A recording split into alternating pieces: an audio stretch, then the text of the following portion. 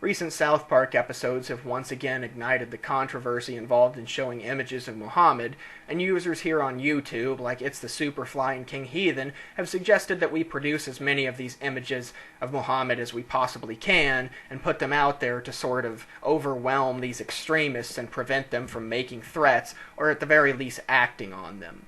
And I would agree that this is a great idea, and I would encourage everybody to participate in it, but I think we can take things to the next level now, and I think it's about time that we do.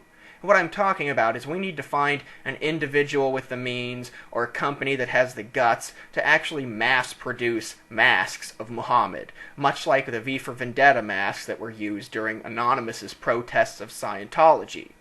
And I realize that there's significant more risk involved with protesting this aspect of Islam than there is with Scientology and everything that was done with the Anonymous movement.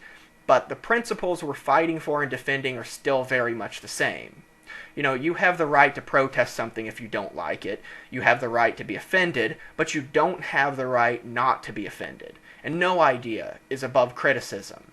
And these are things that we should hold very dearly to ourselves, because even with Muslims, in their case, if we allowed every religious group to simply censor things they didn't like, or we lived in intimidation of things that they didn't want us to say or express, then when would come the point that certain people would want to censor and outlaw the Quran because they don't like it? So everybody suffers under censorship, which is why freedom of speech is such an important and valuable issue. And so I think if we actually organize protest rallies in public with people wearing Muhammad masks, this would be far more effective than anything of putting images out on the internet, because the internet already has plenty of those images, and it doesn't seem to have done much of a difference, in my opinion.